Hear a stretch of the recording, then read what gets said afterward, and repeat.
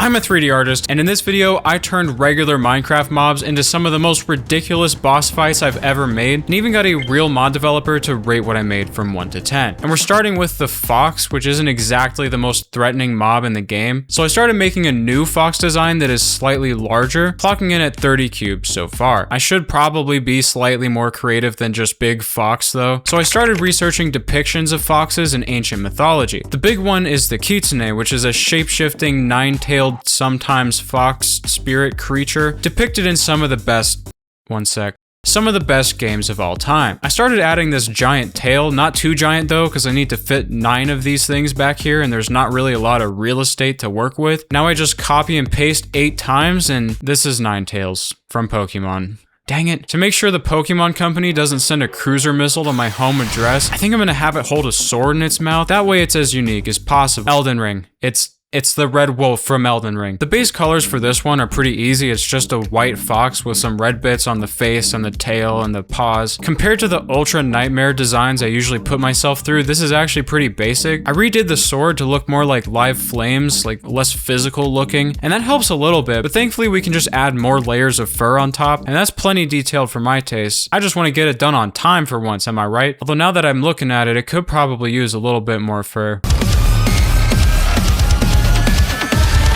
Alright, that's gotta be enough fur. Any more of this, I'm gonna have a nervous breakdown. It just hit me how cursed this looks with one tail now. Is it just me? So it's looking a lot better now, with the caveat that I added like 400 cubes worth of fur. This is considered to be a performance nightmare, but if the mod developer doesn't notice, then I don't either. Next, I just dust off my suboptimal pixel animation skills to make the flame sword look like it's more of a live flame and less of a JPEG, and I think I'm about ready to call this done. So this is the kitsune, but unlike all of my other boss fights, this one is actually friendly unless it perceives you as a threat somehow. It mostly goes after malicious creatures like zombies, creepers, geometry dash level creators. But if you attack it or another fox close by, then you become the malicious creature and it has 5 different attacks to probably completely own you with. Starting with the most basic, we got the simple bite attack, which is an attack consisting of a simple bite. This here is the spin attack. I figured we should incorporate the tail somewhere, so it deals a moderate amount of knockback and damage. Not too crazy yet though. Where is he going? Oh, that's the pounce attack. It kind of hangs in the air a little bit while it locks onto you and then dashes down shortly afterward. That's one of my favorites. I think the floating thing is a good telegraph. When it charges up like this, it's about to do the sword dash attack. This one's a real doozy because it sets everything in the dash's path on fire, which makes the area way harder to fight in. It can even break through small trees and leaves just in case you thought you could hide or something. Not on my watch. But even that's nothing compared to this flash fire attack, which turns the entire area into a wasteland. All the water gets evaporated, all the wood gets turned into charcoal, and any entity with direct visibility gets set on fire. It does have a pretty long charge up, so you can usually avoid it, but you probably want to bring fire resistance anyway, because this is one of those close-up fights. You got to get real comfortable. Since this is a fire spirit or something, you're able to hurt it with water, but the opposite is also true where fire heals it. This place has more fire than California, so if you don't deal damage quickly, it'll be back to full health within an uncomfortable duration. If you leave it alone though, it's actually pretty good at clearing annoying mobs away, but it's not a boss you can just summon whenever you want. You gotta go on an expedition to find this thing. Regular foxes mostly only spawn in taiga biomes with a couple of exceptions, and if you explore enough of these, there's a chance for them to spawn a sacred territory, which is a new structure centered around this creepy overgrown shrine building, which I kindly asked my friend Nikjal to build with the utmost kindness. It's loosely based on these Shinto shrines, which you can find in the tens of thousands scattered across Japan. I figured it was appropriate since the kitsune itself is from Japanese folklore, and the name literally just means fox in Japanese. And the character itself even looks like one if you delete it and overlay an image of a fox. But the structure itself extends hundreds of blocks beyond this building because that determines where the kitsune can spawn. As soon as you enter the area, one can appear just outside of your vision. It glows in the dark, so it's kind of hard to miss, but if you try to get close to it, it starts running away. And if you follow it for long enough, it disappears. It always takes you the opposite way from the shrine building since it's protecting it or something, so even though it's not trying to kill you, it doesn't exactly want you around either. If you really want to see what's in the building itself, you can find it by just going the other way. It's probably for your own good that you don't see what's in this building, but there's a couple of problems we gotta address first. Even though this is one of the most mechanically complicated boss designs I've ever come up with, the ideas just kept coming. I was starting to get worried this isn't really a weekly boss type of video anymore once I realized I could no longer count the different layers of Millinote subboards I have have for this one on one hand. For example, this whole sacred territory idea is fun and all, but we can make it less exactly the same as a regular taiga feeling by adding a bunch of ghost foxes that spawn all up and down the place to make it feel more unsettling. I'm thinking these would just be green transparent foxes. We don't need to go too crazy on that one. And they could probably spawn holding different items compared to regular foxes. And if you chase them around a little bit, they'll run away and give you the item.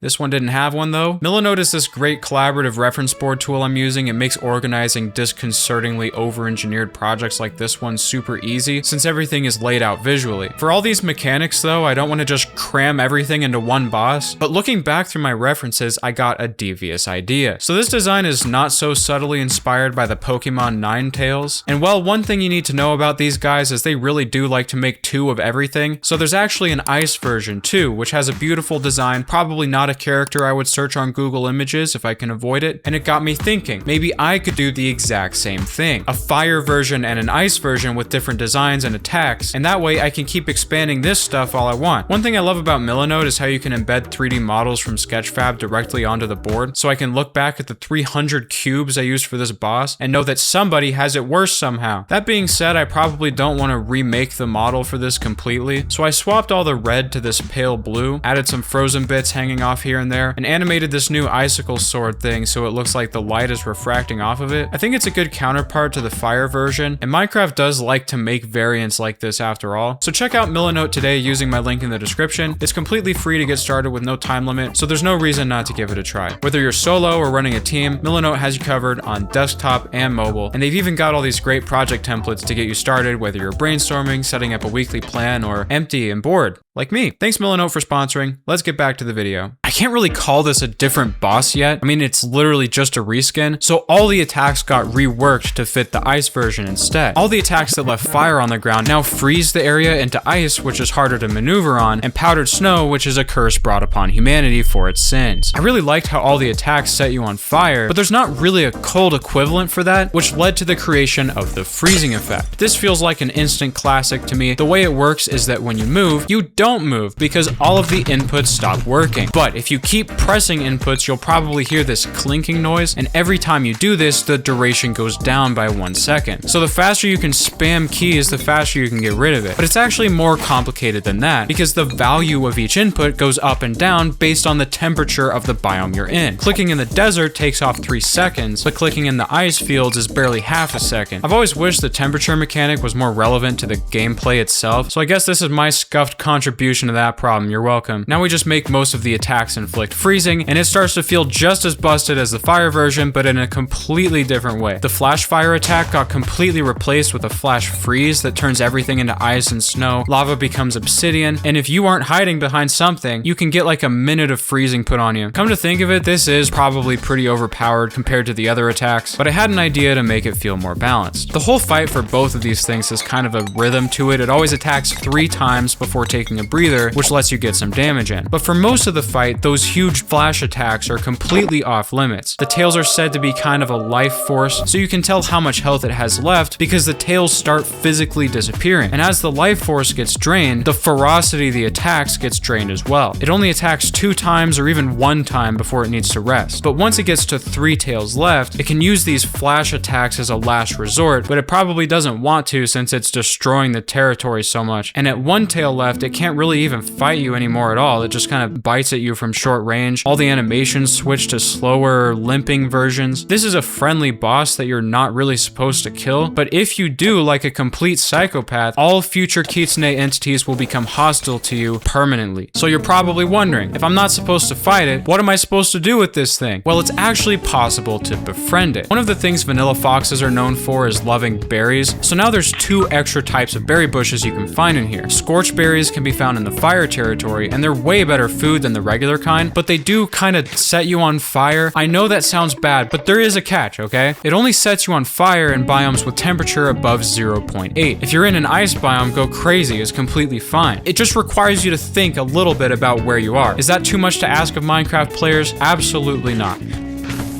Well, absolutely is a strong word. Frostberries, on the other hand, are found in the ice territory, and they inflict freezing when eaten in a cold biome. The kitsune really is a lot like a fox. It hunts things, it runs away from you, and it loves berries. So if you feed it one, you can start to gain its trust. Just make sure you give them the right one. If you give the ice fox a literal ball of fire to eat, they get really mad about that for some reason. And whenever you come back to a territory you've befriended, you might see a wandering trader instead. These guys have different traits than the regular trader, and they change depending on the territory you're in. Kitsune have shape-shifting abilities in the mythology, so the idea is that these two are one and the same. Trying to kill the trader, like many of us have been known to do, causes it to shape-shift back and start the boss fight, so don't do that, I guess. But the more trades you do, the better deals you get. The structure keeps track of how many total trades you've ever done here, and as you keep supplying more resources, more and more ghost foxes will start showing up, and you can unlock new items to trade, like you're helping their little community or something. There's still one unanswered question though. What's in the building? Well, it's mostly a bunch of junk and moss in here, but right in the middle is something called the Cursed Shrine, which you can place items on to... oh, no. Yeah, so that activated a curse, which doubles the health and strength of whatever mob the item was associated with, and also makes them spawn with a random permanent buff like strength or speed or regen, and this affects the entire world. Why would you ever do this? Well, because it also doubles the loot drops. Zombies become viable for iron, gunpowder farms get twice as efficient, each shrine can only do one curse, but if you find multiple of them, you can stack the same effect as many times as you want. It's a high risk, high reward deal that punishes overconfidence. But it doesn't matter because you can't use it in the first place, it's locked. And the main way to get the key is to kill the Guardian. But that's not the only way, because if you keep coming back and trading and max out the trust meter here, you can unlock one final, very expensive one-time trade to get the key instead. It takes a lot more time, but you don't aggro every single boss forever, not to mention all the items you can get from the ghost foxes and the trader. More than that though, I don't think I could do it. Like, it's so sad. But it doesn't matter what I think, because it was finally time for the mod developer to judge my work. Well, first of all, I really like the temple. Shrine. It is very well made. The detail on it is quite nice, and it doesn't feel out of place. It's made with like appropriate materials. I haven't ever seen a mob that transforms into a trader. I think that's really cool. I really like the model. I really like the animations. I appreciate all the little details on the model. The limping is a nice touch. I really appreciated how the tails were independently moving. It was very chaotic. I did find it a little difficult to understand what the boss was about to do. The animations just get kind of lost in all the flame effects. Visual health bar of the tails disappearing as it takes damage. That's a really nice detail. It doesn't really do much in terms of gameplay, but it really changes the vibe of the fight, especially when it starts limping, and I actually felt kind of bad. I didn't want to kill it. Like, I appreciated that the berries had unique effects that we don't see very often. Being frozen by eating the berry, unexpected. I could see potential for that effect. If you had one of those mods that makes the weather more intense, these berries could be really useful. They could actually be like a source of survival, not just food. Things I didn't like. The biome that we're in is really dense, and so it made the fight pretty hard to follow, but that actually got better over time because the forest burned down as we were fighting. I really like the shrine mechanic. I think that's maybe the best part of this showcase today. It's not overpowered. You have to do some work to get it. You either have to trade a lot with the kitsune, or you have to do a fight that is quite difficult, and either way, your reward is actually an optional challenge. You don't get anything directly out of doing it, but it powers you up, and I think that is useful. Final thoughts. Really good model, really fun fight, little bit chaotic. There's some room to improve, but it is really, really good. I would say overall, I'm gonna give this an 8.5 out of 10. With that, I was successfully able to impress the mod developer, but this isn't over until it's 10s every single time. See ya.